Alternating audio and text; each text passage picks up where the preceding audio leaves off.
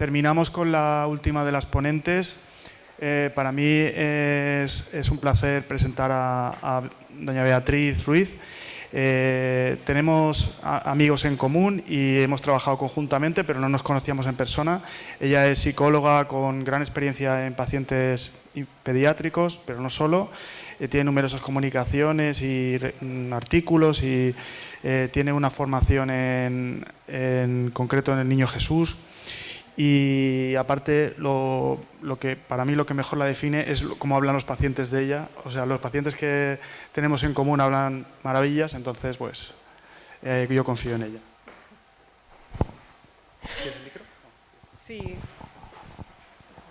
¿Está encendido? Sí. Bueno, buenas tardes. Gracias, Salva, porque bueno, es mutuo. Los pacientes hablan muy bien de ti también. Y bueno, agradecerte la confianza que me hayas invitado a este espacio, a este congreso y por supuesto a DGENES por contar conmigo. Bueno, yo vengo a hablaros de las alteraciones neuropsicológicas en epilepsia.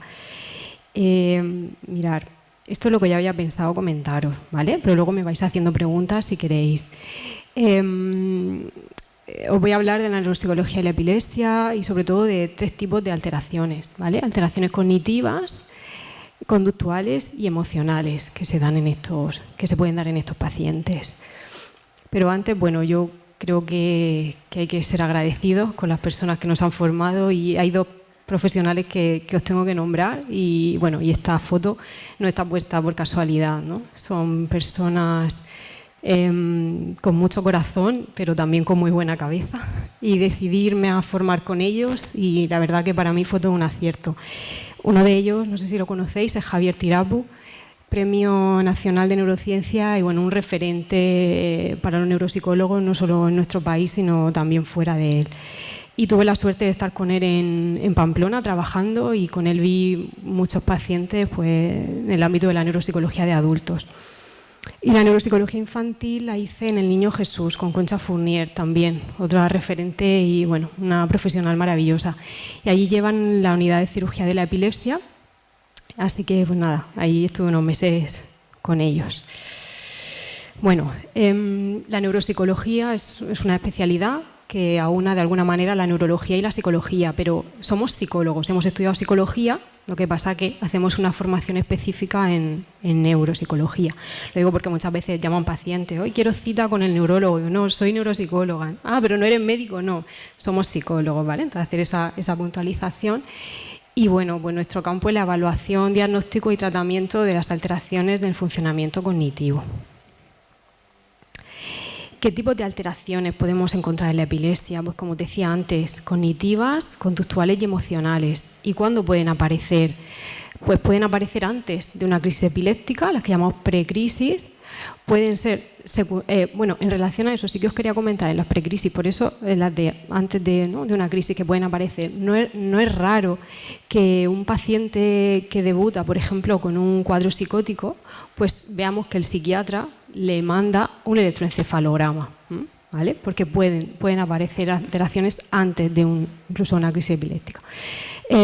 Secundarias a la epilepsia o secundarias al propio tratamiento, ¿no? Antiepiléptico. Todas estas son las funciones cognitivas que evaluamos. En el Niño Jesús, por ejemplo, tienen un protocolo muy establecido en el que se evalúan todas las funciones. Y a mí lo que me gustó mucho de ahí es que una vez que se ve si hay alguna alterada, entonces ya vamos a profundizar más con temas específicos en esa función. Y os explico. A nivel de orientación, ¿qué buscamos? Ver si el paciente está orientado en tiempo, es decir, si sabe qué día estamos, qué año, qué mes, en el espacio, si sabe dónde estamos, y en persona. ¿Qué quiere decir la orientación personal? Pues si sabe sus datos personales, edad, dónde vive. Valoramos la atención, que es una función que con relativa frecuencia podemos ver alterado en pacientes con epilepsia. La atención es la capacidad de generar, dirigir y mantener un estado de activación que sea suficiente para que podamos aprender. Y aquí os pongo un ejemplo de un test que utilizamos para valorar la atención. Se llama el D2, que algunas lo conocéis, me decís así. Se trata de que el paciente tiene que ir marcando las letras D que tengan 2 marcas, o bien 2 marcas arriba, 2 abajo o una arriba y una abajo. Y tiene 20 segundos por cada fila para ir marcando ese ítem. Valoramos lenguaje. ¿Y cómo podemos valorar el lenguaje? Mirad, os traigo una lámina, por ejemplo, que utilizamos, es del test de Boston. Entonces le ponemos esta lámina al paciente y le decimos, por ejemplo, que nos cuente qué está viendo ahí. ¿Y qué es lo que vemos? Pues en su discurso, pues si tiene un discurso fluente, ¿vale? Si hay una narrativa, si hay un contenido informativo o no lo hay. Si presenta, por ejemplo, anomia, si está buscando la palabra que nos quiere decir y no la encuentra. Si hay parafasias, todo eso lo vamos viendo. Y esta, por ejemplo, es una lámina que utilizamos para ver si hay una buena comprensión del lenguaje. Entonces, por ejemplo, pues esta se usa para niños pequeños. Entonces aquí le decimos, señala el conejo amarillo feliz, por ejemplo. O señala el conejo pequeño azul, y así. Y esta, que es del mismo test, es de la batería NEPSI, pues es para niños un poquito más mayores. Y también pues se le va diciendo, por ejemplo, pues señala el círculo que está entre 2 cruces. Así. Otra función que evaluamos, la memoria. En la memoria, los neuropsicólogos lo que vamos buscando encontrar es si hay problemas en la memoria y en qué parte, o sea, en qué proceso de la memoria. Porque para memorizar tenemos que poner en marcha 3 procesos, los que veis ahí.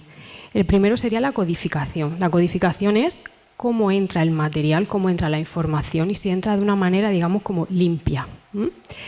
El segundo es el almacenamiento o consolidación. ¿Qué quiere decir eso? Que la información se debe quedar, ¿no?, en el cerebro.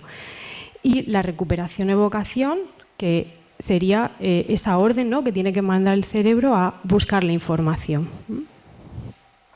Y en los test vamos viendo eso, ¿no? ¿Dónde está el problema? Porque en función de dónde esté el problema, así tendremos que hacer. Otra función que evaluamos son las praxias. Las praxias es la capacidad de iniciar una secuencia de acciones motoras. ¿Cómo la evaluamos? Pues tenéis ahí, os he puesto por imitación unimanual. Pues, por ejemplo, le decimos al paciente, haz lo mismo que yo, y le vamos haciendo gestos con una mano, con otra o con las 2. Y las praxias. Hay muchos tipos de praxias. Yo os he traído un ejemplo. Esto se llama figura compleja de Rey, es muy conocida. Entonces le pedimos al paciente que nos haga una copia de esta figura. Y mirad, os traigo un ejemplo. Un niño con epilepsia. Y esta fue la copia de la figura que hizo. Lo hizo muy bien. Son muchos detalles. No era muy mayor y lo hizo muy bien.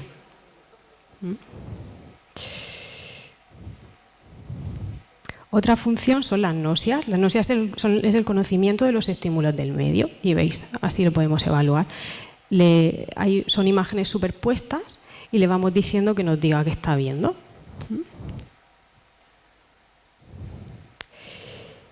Y otra función cognitiva, pues las funciones ejecutivas, que son fundamentales en el aprendizaje.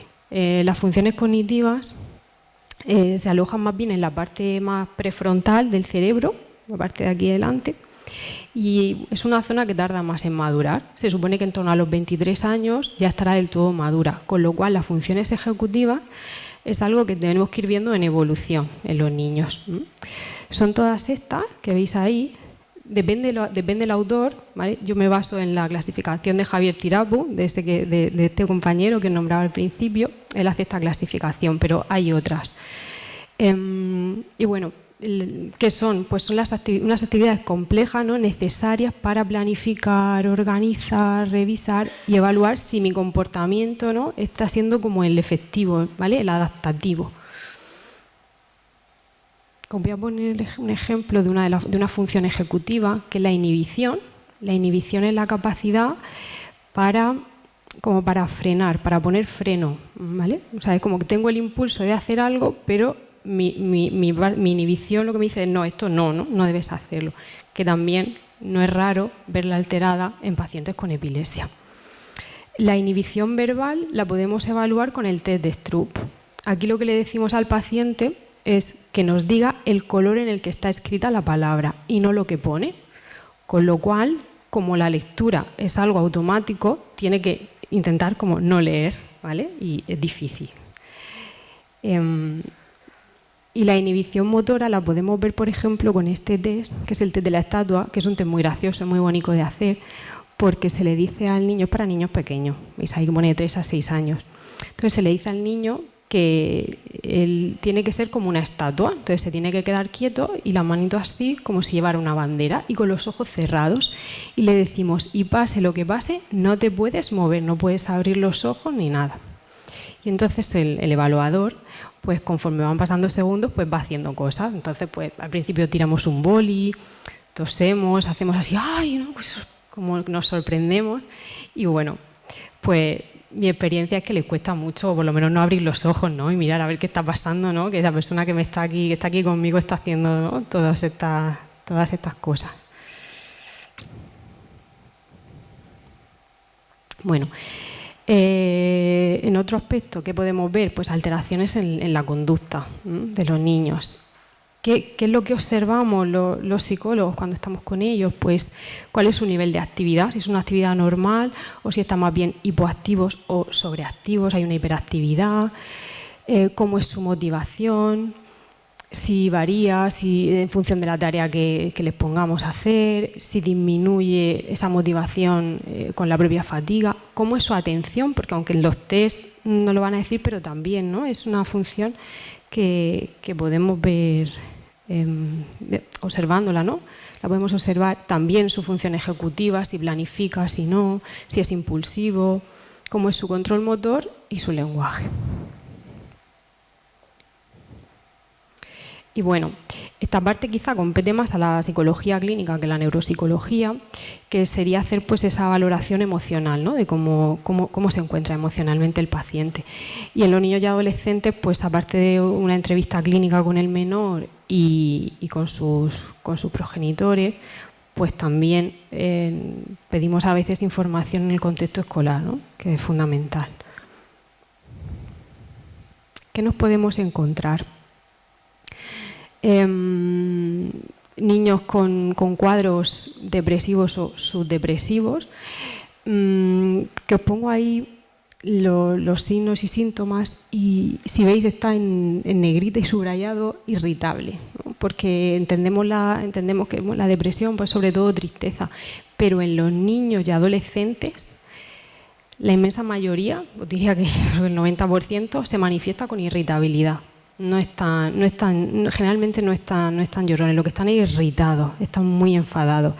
Y la disforia, o disfórico, y la disforia sería esa mezcla entre tristeza y enfado, ¿no? Y ahí tendríamos esa disforia.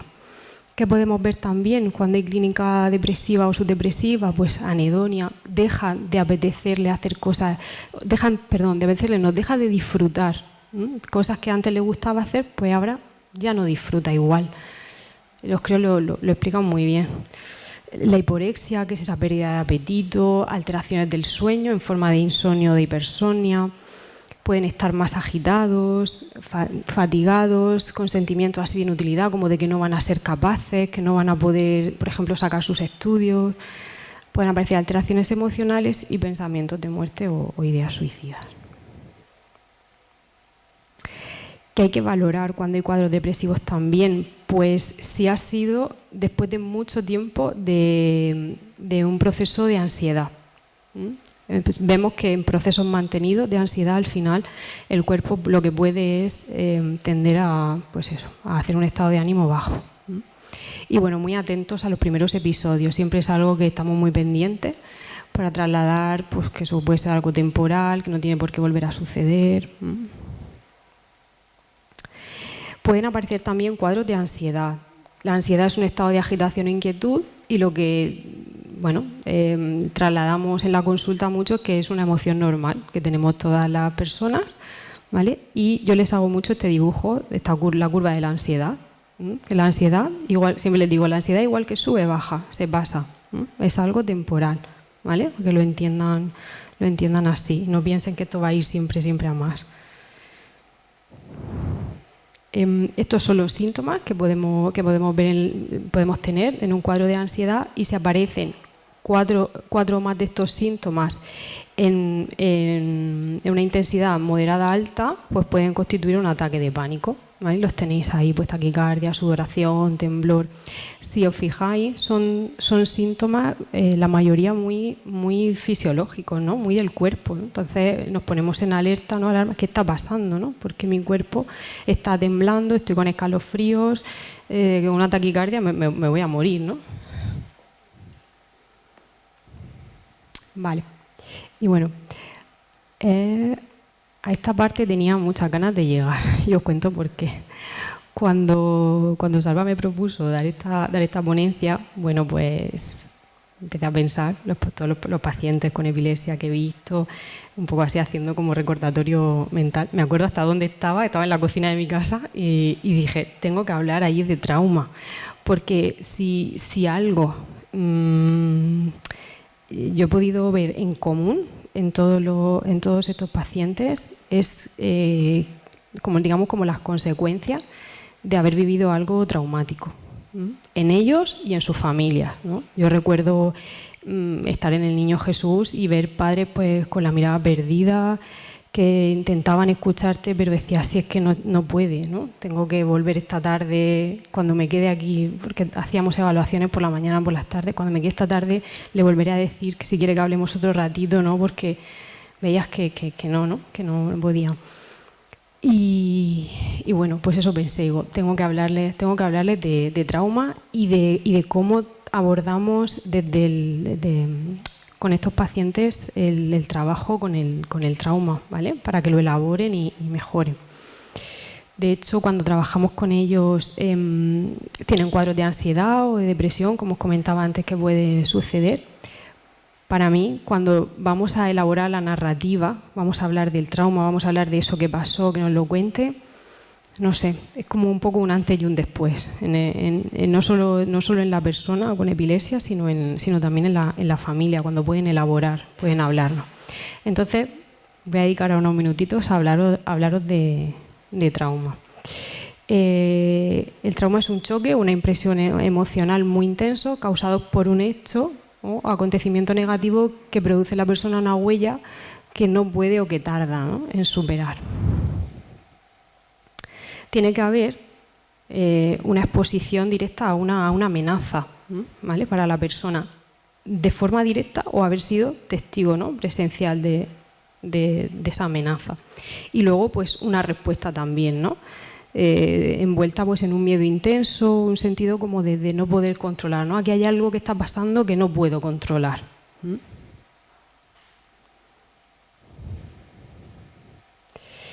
Y esta clasificación yo la utilizo mucho en consulta para hablarles a los padres de trauma, para que entiendan.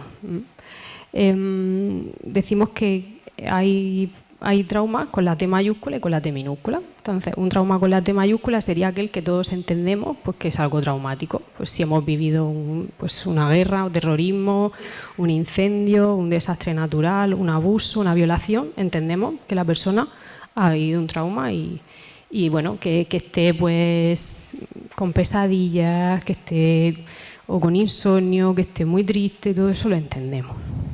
Luego hay otros traumas con la T minúscula, que podrían ser esos comentarios despectivos, esos insultos, burlas de compañeros, críticas que poquito a poco, pues van constituyendo una clínica también de trauma para los niños. ¿Por qué? Porque influyen en su autoestima, en su autodefinición, en su autoconfianza. Y luego a medio camino, entre la T mayúscula y la T minúscula, pues estarían enfermedades graves, crónicas, propias o de familiares cercanos, que también pueden ir suponiendo, ¿vale?, una clínica de trastorno de trauma. ¿Cómo impacta? Mirad, en un paciente con epilepsia. Os pongo aquí ejemplos. Impacta a nivel de pensamientos, de emociones y en su comportamiento. A nivel de pensamiento, ¿por qué? Y esto os sonará, ¿no? ¿Qué puede pensar la persona? ¿Me volverá a dar otra crisis? ¿Cuándo? Y la familia, ¿y si le da una crisis estando él solo? ¿Y si no estoy yo? ¿Y si le pillan en el colegio? ¿Y si no se dan cuenta? A nivel emocional, entendemos que aparezca una reacción, una emoción de miedo, ¿no? Y luego lo que eso repercute en el comportamiento, ¿no? En el adolescente que a lo mejor dice, no, pues yo no salgo, ya salía los fines de semana, pues yo ya no salgo, me quedo en casa, o los padres que se van turnando para que no se quede solo en casa y estar siempre pendiente, ¿no? Entonces impacta al final en toda la persona, en todas las esferas. Los niños son extremadamente vulnerables a los acontecimientos traumáticos, porque no tienen ellos todavía, digamos, el soporte emocional, ¿no? que puede tener un adulto. Y ahí ponéis ejemplos, el atragantamiento, enfermedades como pues eso, la epilepsia. A veces nos vienen niños a consulta que a raíz de un atragantamiento pues ya es que no quieren ni comer. Lo hemos tenido ingresados en el hospital porque es que ni comer, porque pensaban que se iba a morir, y ahora piensan que es que si como me voy a morir porque me voy a atragantar. ¿Vale? Es una población pues más vulnerable. ¿Y con qué recursos contamos para trabajar el trauma? Bueno, con muchos en la consulta de infanto-juvenil siempre tenemos juegos, plastilina, libros, pintura, de todo para hacer con ellos, muchos dibujos, pero hay una técnica que a mí me encanta, que no sé si alguien la conocerá, que es la caja de arena. Pues es una técnica que a mí me tiene enamorada para trabajar con los niños y para trabajar trauma. Es preciosa. Mirad, aquí veis a un niño, tiene ahí la caja de arena y si veis enfrente tienen muchas figuras en esa estantería. Entonces ahí los niños, digamos que representan pues lo que ellos quieran, pero lo que podemos ver pues es su mundo interno, y nos lo representan ahí. Muchas veces, yo hasta que me formé en esta técnica, lo que me encontraba era que en cuanto a que ellos elaboraran, pues tenían la opción de que dibujaran o traerme así muchos materiales y que hiciéramos como manualidades. Pero claro, siempre está el niño que te dice, es que a mí no se me da bien dibujar, es que dibujo fatal, ¿no? Y entonces ese niño que... Y luego el adolescente lo pone a dibujar y vamos, ya yo no quiero volver más a este sitio, ¿no? Y esta técnica el adolescente no la suele rechazar, a mí no, creo que no me ha pasado con ninguno, y a los niños les encanta. Incluso yo he hecho cajas de arena con adultos y cajas de arena preciosas, es como muy emocionante, ¿no? Hacer esta técnica con ellos. Porque la instrucción que se le da es eso, representa, bueno, pueden ser cajas libres, que le decimos representa lo que tú quieras, o cajas dirigidas, que le podemos decir, por ejemplo, pues representa, no sé, esto que te ha pasado en el colegio, que se ha metido contigo, ¿quieres representarlo? Represéntalo aquí, ¿cómo lo harías? Y van eligiendo figuras. Bueno, esto lo decía, se puede utilizar con adultos o con niños, representa una escena, os lo he contado ya. ¿Por qué esta técnica es tan potente? Porque el juego es el lenguaje de los niños, nos da una visión de su mundo interno y a los niños les cuesta contar con palabras lo que les ha sucedido, por su capacidad de desarrollo y porque a veces como que se ven muy sobrepasados. Y luego niños también que pueden tener dificultades en su lenguaje a la hora de expresarse, y la caja de arena para eso es otra herramienta. Y con esta caja de arena quería terminar contándoos el caso de un niño con epilepsia que llevé durante un tiempo en la consulta, que hizo esta caja para representar su crisis epiléptica. Le llamó el tancazo. Este niño tenía 12 años, tenía una epilepsia farmacoresistente, era frontotemporal el foco, había tenido ya 3 cirugías de la epilepsia, le habían hecho, 2 en Madrid, en La Paz, y una en Sant Joan de Déu. Cuando yo lo vi, llevaba ya unos meses sin crisis desde la última intervención. Yo lo vi ya habían hecho las 3 intervenciones y la última llevaba un tiempo sin crisis. Y este niño, bueno, pues tenía problemas en los tres niveles que os estaba comentando antes, a nivel cognitivo, a nivel conductual y a nivel emocional. Pero a raíz de esta caja de arena, fue un antes y un después en él, la parte cognitiva, ¿no? Pero en la parte emocional sí que os digo que fue diferente. Aquí os cuento la caja, lo que él me fue explicando. A ver, voy a dejar esto. Este es él, que cogió una figura de un guerrero, porque él se sentía que estaba en lucha con su crisis epiléptica. Él esto es una pistola, y él decía, es como si me dieran un disparo y me dejan inmóvil, y como si una serpiente me fuese envolviendo y me dejara rígido, no me puedo mover. Esto representa como la guerra, ¿no? Su lucha, y esto que fue lo que más, todavía me da así como emoción acordarme del niño, cómo lo explicaba. Aquí cogió una figurita muy pequeña, una ardilla, y entonces él decía que eso representaba como a las personas, a su familia, como que queriendo como ayudarle, pero no pudiendo. Dice, esto es como si yo estuviera en una batalla y una ardilla que está en lo alto de un árbol no puede hacer nada por mí si yo estoy peleándome con un animal salvaje, ¿no? Pues esa es mi familia, ¿no? Él los sentía como impotentes de no poder hacer nada por él. La caja de arena la hicimos, estaba yo con él en la consulta, tenía una, ay, sí que te voy a pedir que no la, porque es como algo íntimo de un niño, el resto de diapositivas me da igual, pero como es algo íntimo de un niño me da a mí apuro que le haga fotos, me da apuro por él. ¿Qué vaya a decir? Estaba con él en la consulta, estaba también una alumna de práctica, yo siempre tengo a alguien de práctica por ahí, y me acuerdo que nos emocionamos un montón y le planteamos qué le parecería si pasáramos a su madre. Ese día no había venido su padre, a mí me dio mucha pena, me hubiera gustado, pero no con la mamá. Que pase tu madre y le contamos, ¿no?, lo que has hecho. Y se lo contamos, le ayudamos un poquito, porque a él con la madre le costaba. Nos lo contaba a nosotros mejor, pero a la mamá le costaba.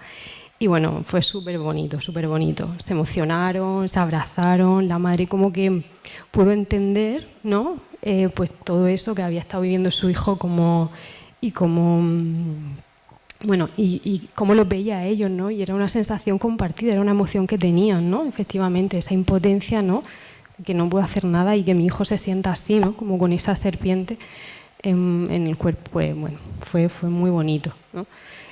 Entonces, bueno, pues es una manera, como decía antes, ¿no?, de elaborar ese acontecimiento traumático, pues a través de esta técnica es muy potente. Y bueno, creo que ya he terminado. No sé si he sido muy rápida, al contrario, si me pasa de tiempo. A mí se me ha pasado volando. Y si tenéis alguna pregunta por hacer, pues gracias.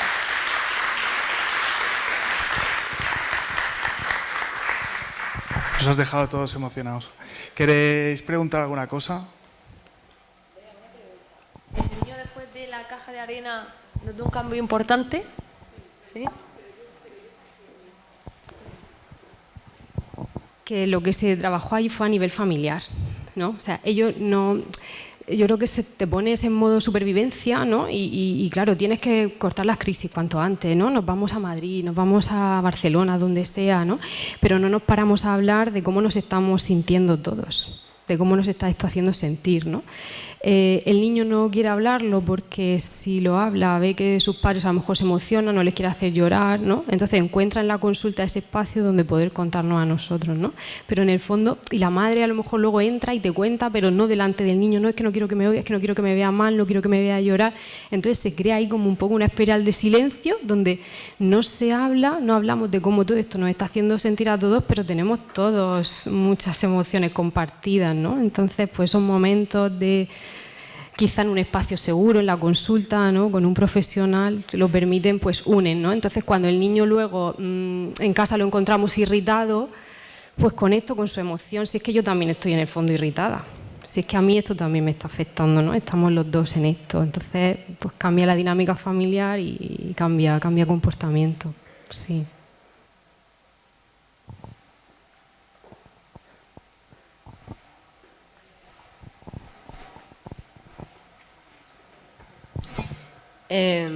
Bueno, mi pregunta es, a nivel familiar, ¿qué consejo daría a una familia que está pasando un trauma, que sabe el trauma que es y que es muy difícil de gestionar? Uy, perdón. De gestionar, ya no por la persona que está pasándolo mal, sino por su padre porque en esa lucha se siente, en verdad, muy pequeñito. Pero también, sobre todo, por ejemplo, en mi caso, su hermano, que es muy pequeño también, y nos sentimos, o sea, la enfermedad de mi hijo nos hace sentirnos pequeños porque en muchas ocasiones no sabemos qué le pasa, pero mi hijo mayor, que está sano, es que tampoco sabemos lo que le pasa. Entonces, es como, para nosotros es como un doble frente. Y, o sea, mi pregunta es ¿qué consejo, así directamente, daría a una familia y lo intentamos todo, tanto por uno como por el otro, pero nos cuesta mucho abordar y vemos que nuestro hijo mayor también está pasando por un trauma?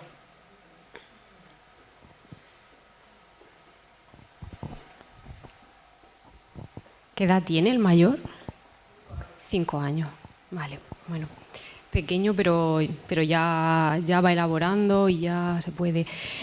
Bueno, que le pregunte, quizás al mayor, pues que encontréis espacios con él, pues para preguntarle cómo estás. Si en algún momento ve llorar, pues bueno, explicarle que bueno, estáis tristes, si él en el fondo lo sabe. Muchas veces que intentamos como ocultarles cosas, pero ellos se dan cuenta, ¿no? Son como, yo digo que a los padres que son como esponjas emocionales.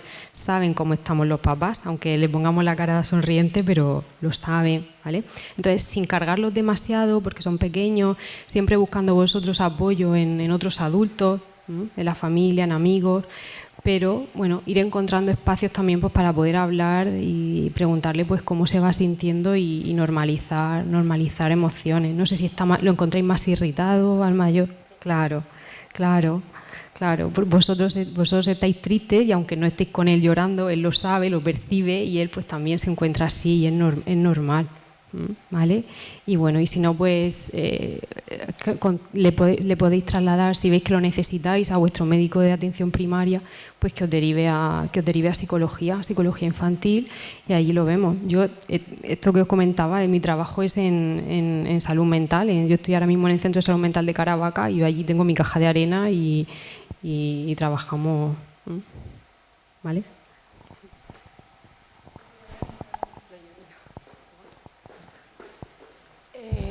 Yo tengo un niño con cierto retraso cognitivo, epilepsia, y lo que ha desarrollado es una psicosis. Y tengo una cosa que siempre me dicen, sobre todo en el cole, no hables delante de él, no hables delante de él. ¿Hasta qué punto eso es importante? Porque yo soy consciente de que muchas veces él está mejor y se da mucha cuenta de todo lo que se dice, y otras veces yo sé que él está en su mundo y no tanto, pero sí creo que también, por ejemplo, ayer me llamaba su tutora, que es nueva este año, y me decía, si nos vemos por la calle, ni hablamos. ¿Hasta qué punto le tenemos que dar normalidad? Que digamos, pues César está así o está asado, porque a mí me supone un problema también ese retraer de no poder hablar delante de él, de en casa no poder hablar entre el matrimonio, porque claro, está siempre el niño presente. Entonces yo... no sé, para mí ahora mismo estoy centrada en él por el problema que tenemos y esto casi me está ocasionando. De hecho, esta noche pasada no podía dormir pensando cómo lo voy a hacer porque tengo que estar callada sin hablar. Si me tropiezo con alguien no puedo decirle cómo estoy, si viene mi marido no podemos conversar. ¿Qué hago? No sé hasta qué punto le puede esto afectar a un niño. Yo hasta ahora, la verdad, no he notado en el niño que nunca me pregunte, oye, mamá, es que yo estoy mal. Al contrario, yo creo que le hemos dado normalidad. Él sabe que es un niño diferente. Sí que es verdad que es muy sensible y ha tenido problemas de aislamiento y él le gusta porque ve sus diferencias con los demás, pero es que no sé dónde está la medida de esto. Muy buena pregunta, porque es una pregunta que los propios profesionales nos hacemos, ¿no? Cuando tenemos casos así, ¿no? ¿Hasta dónde? Hablamos de un concepto que se llama ventana de tolerancia, ¿no? Entonces, ¿hasta dónde va a tolerar el niño de saber o no saber? ¿Qué edad tiene tu hijo? 9 años, vale. ¿Tiene un retraso cognitivo, ha dicho?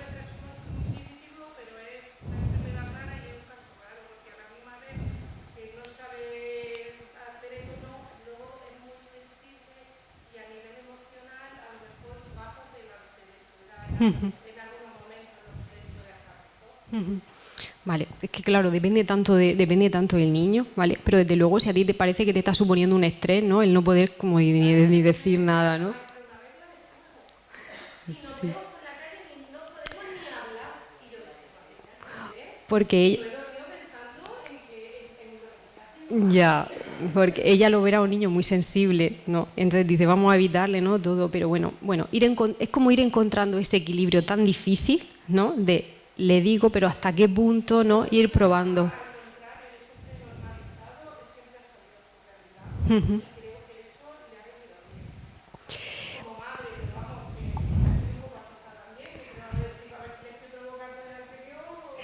Otra de las cosas a tener en cuenta que me viene hacia la cabeza es si el niño pregunta, ¿no? Eso es una norma que debemos decir. Si el niño pregunta, oye, ¿a mí qué me pasa? ¿Yo qué tengo? ¿Esto es para siempre? Es porque entendemos que está preparado para saber.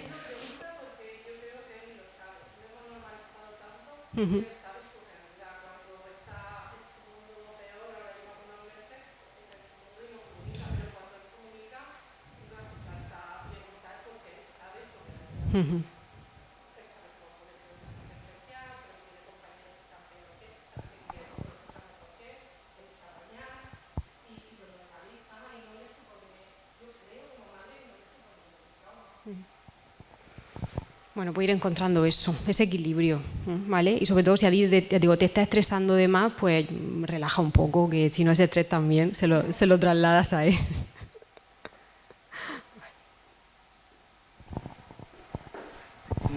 Yo quería preguntarte hasta qué punto un trauma por cosas que le pasan a una persona en su vida puede producir crisis en la propia persona, crisis de chillar, de aporrear paredes, de incluso buscar objetos para hacerse daño.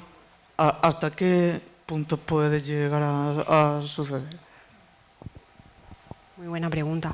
Pues sí, vemos que pacientes que han vivido lo que llamamos biografías traumáticas, ¿vale? O traumas complejos, y no solo uno, sino que se han ido sumando a lo largo de su vida, pues no es raro que luego en la adolescencia efectivamente pues tengan cuadros pues de autolesiones, de crisis de ansiedad, ¿vale? Porque el trauma pues va sumando, va dañando, ¿no? Es que pensar que estamos hablando de un cerebro que está en desarrollo y está viviendo acontecimientos traumáticos, ¿vale? Y ese cerebro se está desarrollando así. No es lo mismo que tiene la persona por la que me preguntas, tiene 25 años, pero ha vivido una biografía traumática, ¿no?